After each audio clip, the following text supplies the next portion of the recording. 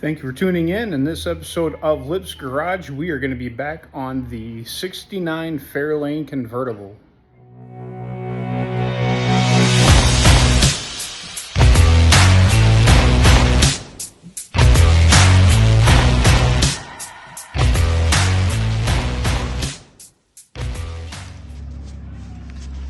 So, as some of you remember, this is my 1969 Ford Fairlane convertible. Since I have had it, I've done a quick paint job on it. I did a Willwood front disc conversion, set of rims and tires. I have modified some 07 Mustang bucket seats. I put in an aftermarket tack, redid the carpet, did a stereo, did an exhaust. I did a set of Caltroc mono leafs on it, kind of coming up underneath. LED lighting all the way around except for the headlights. I did a floor shift conversion, changed the steering wheel, a little bit of modification on the door card. I did add a scoop, which I do not have on at the moment. I've added a spoiler on the back. Both are period correct Boss 351 pieces. And then coming around, I have been working on an engine swap, and this is where we run into some of our issues. So originally this car came with a 302 carbureted 3-speed column shift manual. I was in the process of changing the shifter into a floor shift. That turned into changing the transmission, which turned into changing the clutch, which turned into switching the engine, which I probably shouldn't have done at the time with the time that I had to put into it. So this thing's been down for about a year. So I'll show you what the holdup is, and I'll show you my potential fixes. So a couple issues that I'm having is going to be with their distributor. So one thing I like about the Ford engines is the distributors in front makes it a whole lot easier to work with. You're not having to work with firewall clearance in the back. There's one thing that makes it nice. That, and I'm just a Ford guy anyway. But when we come down and look down the distributor hole, let's see if I don't have my flashlight at the moment. But if you look all the way down in there, that's actually where the distributor goes. And at the bottom of the distributor is a little drive shaft that goes down to the oil pump. So the camshaft comes through, has a gear on it. That camshaft will turn the distributor turns the oil pump. If you don't have that drive shaft, then the oil pump doesn't work and you kill your motor. So the drive shaft is, however long, and at the very end of it, there's a little kind of star washer. And the point of that is to keep that drive shaft in the oil pump when you're pulling the distributor out for whatever reason. So apparently when I put this engine back together, I did put in a high volume oil pump. I did not notice anything wrong with that washer, but when I went to pull the distributor out, wherever I have set that bugger at the moment, the drive shaft came out with it. And a lot of times what happens is you've got a very small circle that drive shaft can go into and then goes into the oil pump. Well, when it comes out the top, you're trying to line it back up again. What happens a lot of times is you miss and it goes down into the oil pan, which is what happened on the first one. So I got a second one. Did it on the second one. It's in the bottom of the pump. It's not hurting anything. It's not going to tear up the engine. It's not going to block the pump or anything like that, block the pickup. It's just down there. And there's a lot of folks that say when they've ripped apart engines, they've seen them in the oil pans. So not a dangerous thing, just kind of an annoyance thing. So I got a third one. So with a little better lighting, you can see the end of that drive shaft, and you can see it is not centered. It is actually up against that run. So which means it's not in the oil pump, but it's also slightly wedged in there. Last time that happened, I was able to get a couple earth magnets down there and get it pulled out. I'm going to try that again this time. The right way to fix it, honestly, is to pull the engine out, take the pan off, pull the pump off, set it all up, and do it the right way. Really try not to have to pull the engine. But I have another issue. So I have a manual transmission, which in this generation is a I'd say rod shift, lever shift, something along that line. So when we're looking here, You can just see on the floor, that rod there, let's see if I can point to it. This thing here is what they call a Z-bar, mostly because it's in the shape of a Z. Bolts to the chassis here, comes down onto this little guy, and then it flexes. And then whenever you hit your clutch pedal, which is this part, the clutch pedal comes back and forth when it's not jammed up. Anyway, the clutch rod moves back and forth, which moves that Z-bar, which moves this here, which activates and deactivates the clutch. All fine and good, works all right. It's why everybody that drives old cars has a really big left leg. The problem is with the exhaust.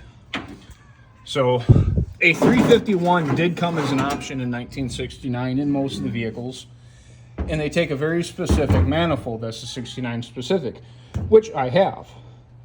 But when I try and wedge everything down in there, that Z-bar gets in the way.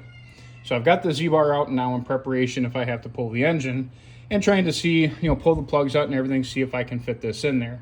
But a lot of what I'm reading is take the Z-bar out, pull the engine, put the manifold on, and then drop the engine in. So if I can't get that thing out and get it lined up correctly, that's kind of what I'm working on. If I can't do that, then I'm going to stop on everything else. That's what's keeping this thing from actually running. Everything else is ready to go. If I have to pull the engine, I got to get underneath, pull the drive shaft, pull the transmission, all that again. I do have everything loose, like I've got the bolts out for the motor mounts. I've got everything else undone to be able to get this thing pulled if it needs to be pulled. If that's what I have to do, that's what I have to do. But because I'm not smart enough to leave things as they are, I have another plan. So this big black beautiful beast, it's a 1994 F-150 4x4, and this thing does come with the 5.8, which is a 351. Just like the 5.7 and 350 are the same thing, the 5.8 and the 351 are the same thing. This one's got all the fuel injection and everything, but underneath it's essentially the same engine except for one major difference. 1994 was the first year this thing came with a roller camshaft, which is always the benefit. So I don't know if I've used the term a whole lot, but I know a lot of the other car shows do about roller camshaft, flat tappet, and what all that means. So I'm going to go through just a real brief, very simple explanation. There's going to be a whole lot more to it and a whole lot bigger differences, but I'm going to go through the rough difference and the simple reasons why it matters. So this is the factory camshaft out of the 351 that I've got sitting in my Fairlane right now. So you've got your main journals, so that guy there, this one here, this one here, this one here. Those are on the bearings. That's what supports the weight of the camshaft, and it spins on those. And then it's got your camshaft lobe. Let's see if I can find a good shot of one there, which is kind of an egg-shaped lobe, and that determines the lift of your valve.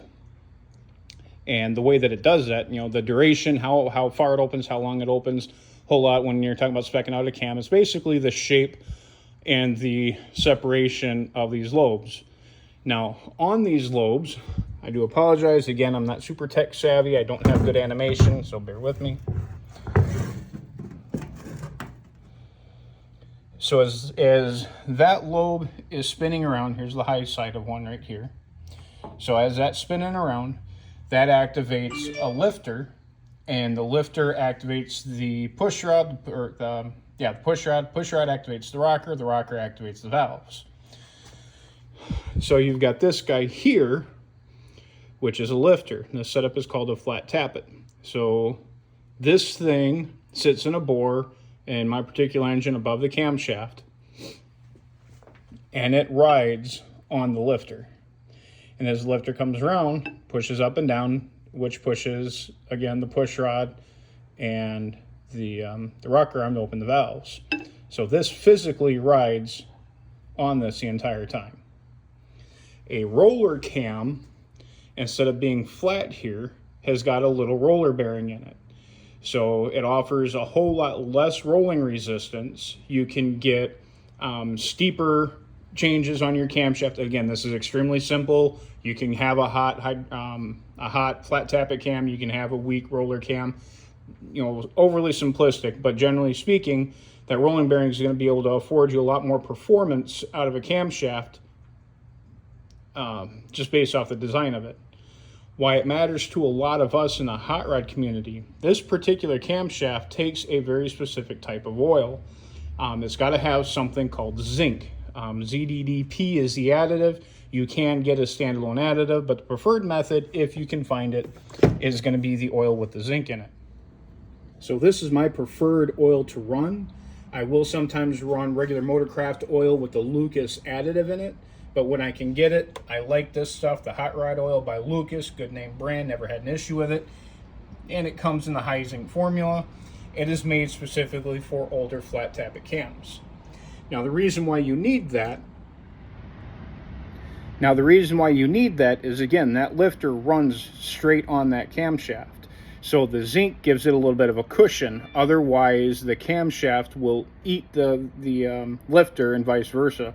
So if you hear anybody talking about, you know, flatting a cam, a flat spot in the cam, generally that's what happened. Either there's a mechanical failure, if your spring rate is too high and it's putting too much pressure on there, or you don't have enough additives in your oil, so you don't have that little bit of a cushion. Those two pieces are going to eat each other, and then you're going to, not only is the engine not going to run, but if you don't catch it fast enough, you destroy the engine, because all that metallic stuff drops into your oil, gets pumped through into your bearings, trashes your engine. A lot of times, if you catch it soon enough, you can just do a simple bearing swap. I've had rumors of people being able to reuse the same bearings, but if you're going to have it pulled that far apart, just change the things. But having said that, if I have to pull this engine back out of the Fairlane, then what I'm going to do is pull the engine out of that truck. I was going to wait and do a bore on that one and make it a 410 versus a 351. That's my ultimate goal, like a 408 410 with a 5-speed behind it. That's my ultimate goal for that car. So I was wanting to wait till I could do that. But again, if I have to pull this engine anyway, that's the route I'm going to go. Now, they do have roller bearing conversion kits, or roller cam conversion kits for the older engines. Some of them are okay. A lot of times it's just expensive, so I'll get out to add everything. The bore isn't exactly the same, so it's not as strong of a lifter, even though you're going to get the rest of the benefits of it. So, you know, that's the route that a lot of folks will do just to get that extra protection.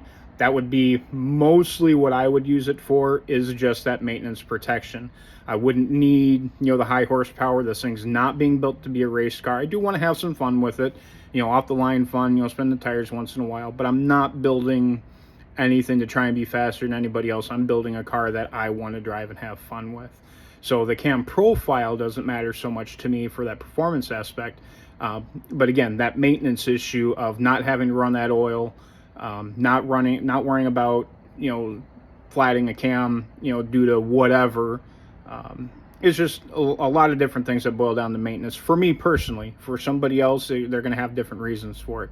But to me, that's what I'm looking for. So for now, to give myself a little bit more room, I am going to pull the hood. I've pulled this before, so everything's going to part really nice.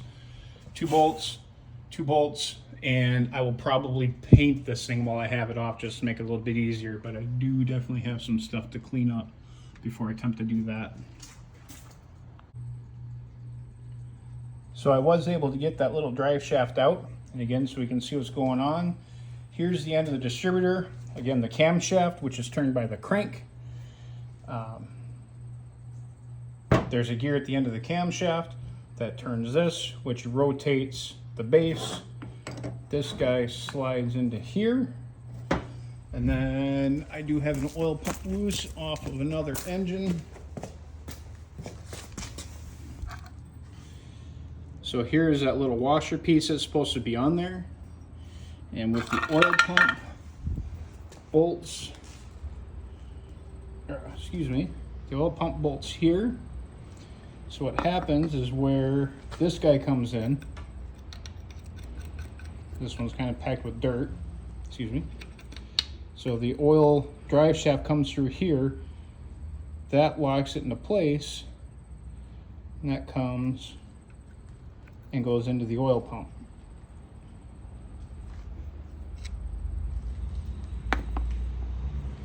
And then as the distributor spins, it spins the oil pump. And again, this little washer here ensures, after you bolt everything together, that the drive shaft does not come out when you pull out the distributor. So with that washer being gone, broke, damaged, whatever, it allowed the drive shaft to come out when I was pulling the distributor to retime the thing. So again, just so as you see all the parts loose, that's what we're dealing with. Haha, success. So I've got the oil pump drive shaft in. I was able to determine that it was in when I was spinning it, felt the resistance. I wanted to see the other verification, what a lot of folks will do, and I probably should do. Pop the valve cover off. Once I get the oil back in here, spin the oil pump manually, make sure I've got all the oil pumped up and pressured. That ensures that those cam lobes are oiled up and ready to go. But for right now, I want to make sure everything's stuck, everything worked. I've got the distributor in, roughly timed. Not quite as good as I want to, but we'll do what we have to for there. So right now I am working on the exhaust. I'm super close to fitting. This is the worst side because you got the power steering, or not, excuse me, the steering arm, the steering rod, let's get this right. Again, the Z-bar is a lot tighter fit here than it is on the passenger side. So again, I do have everything loose. I might give a little tug on the engine without actually pulling it all the way out just to get that extra, but right now what I'm hanging up on is just that little ridge. So let's see if I can get this knocked in the rest of the way.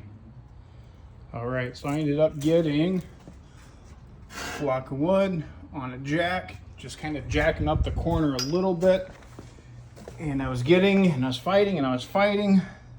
and I've got to line it up on these guys here, and I was close, and then I dropped it, and it fell all the way through onto the floor, and then I was actually able to fish it up from the bottom. So I am lined up where I want to be.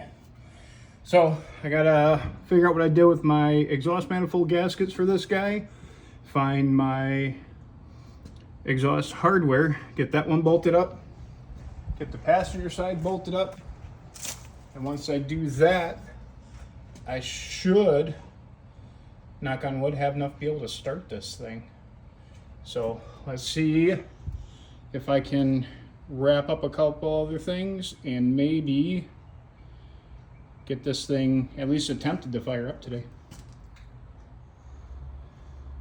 All right, so after spending a little while getting some stuff done, I've got the distributor in, got the hold down tight enough where it's not going to wobble, but loose enough where I can adjust it, you know, for timing. I've got all my vacuum hooked up, got the carb installed, got the coil wired with the electronic ignition, got all my wires run, got the manifolds on. I don't have any exhaust pipes on, so if this does take off, it'll be pretty loud. I've got my oil in there.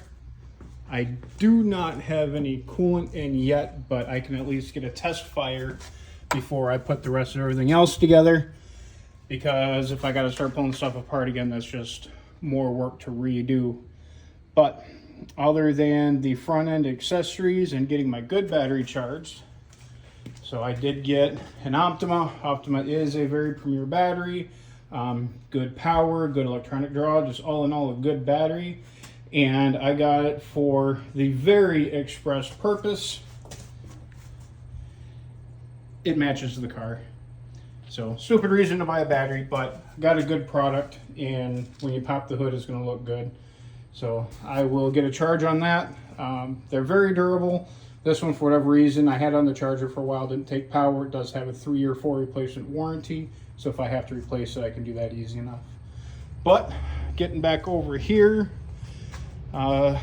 yeah, so I don't have power steering, I don't have air conditioning, anything like that. So the only thing I have to hook up for accessories is just essentially going to be the alternator and then the fan. So there's really nothing else on this thing. Pretty basic. I like it that way. Manual brakes, no power assist to fail on you. So let's see what we've got. All right, so first things first, I'm just going to crank it just to make sure everything turns over free. I did put power to it just a second ago. I do have fuel in the tank.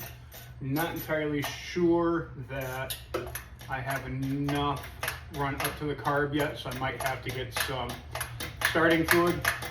A lot of the shows will tell you, you don't just want to hammer with starting fluid and brake fluid because it can wash down the cylinder walls. You do need some of the oil in there to lubricate, keep them from sticking and binding.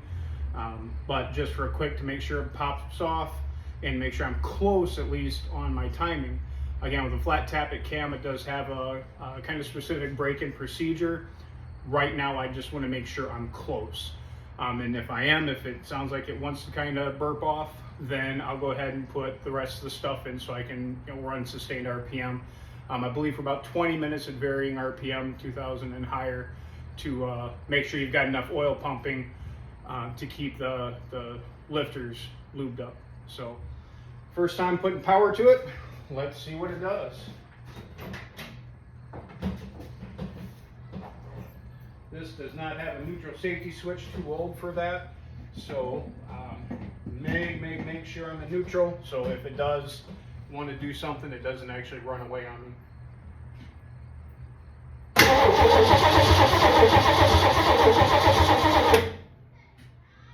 Alright, so turns over. It's got pretty good rhythm to it. You can grab a little bit of starting fluid, see if it'll pop off.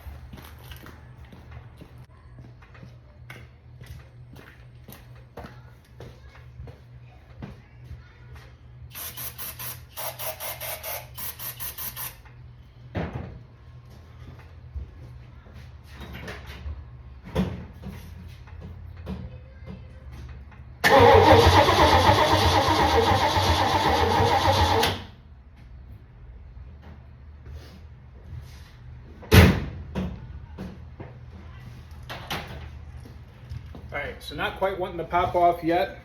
So I'm going to pull the plug out of number 1 cylinder and make sure that my timing is close, get me up to top dead center, take a look where my indicator is. I believe on these you want to have about 15 to 17 degrees retarded for initial setup, and I think I'm close, but it's really easy to get a tooth off and spin that a little bit. So that, in theory, shouldn't be bad, but that's what hung me up for a while before. When I went to pull the distributor to change a tooth on it for timing is when that fuel pump or the oil pump push rod came out. So I'm gonna get back at it a little bit more, check a few things, and then we'll give her a try again. So we're in an issue that happens on occasion. Apparently I've already figured this out because I did mark it, but my timing pointer was not correct. Now, whether I have the wrong damper on here or whatnot, I need to do some research on there, make sure the balance is correct. Some of the 302s and 351s did share balance, but some of them did not. Most of them did not. It's the difference between a 28 ounce and a 51 ounce. I thought in my research I had found that the engine I had pulled and the engine that I'm using were able to use the same stuff. So I need to re-reference that. But I did mark my balancer different. So this here is the mark where my top dead center is. Usually you have a notch in the pulley or in the balancer to let you know where top dead center is. So I do have this plumbed wrong. So I will readjust my distributor and hopefully get us a little bit closer. All right, so what I did for the short version was just change the spark plug wires on the cap. It does not matter where you start. It does not matter which one of these is one, as long as wherever you've got it, they fire in the right order. So for right now, instead of having to pull that out and run the risk of dropping that rod again, I just changed the wires on the cap, and we'll see if this does me any better.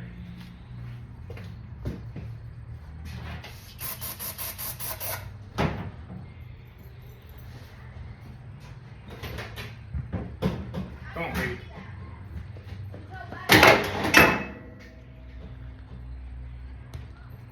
Oh.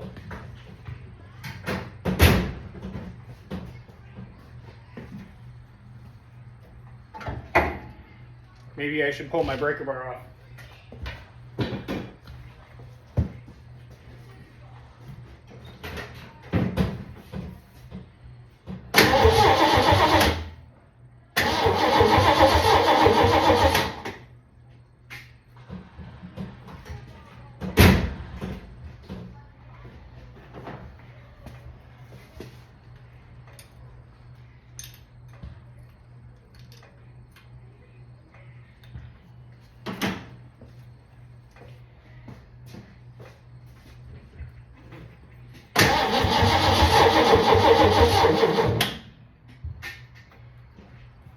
Running out of juice on the battery.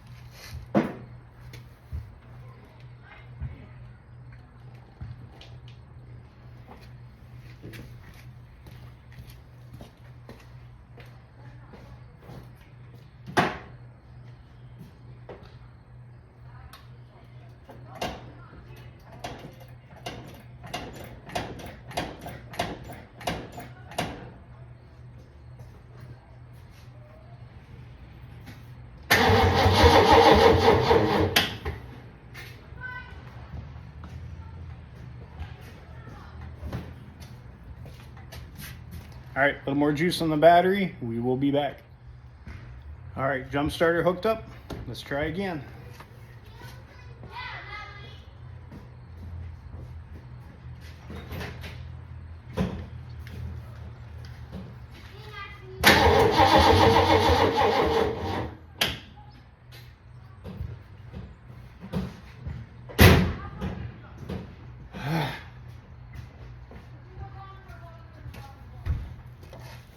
We'll be back.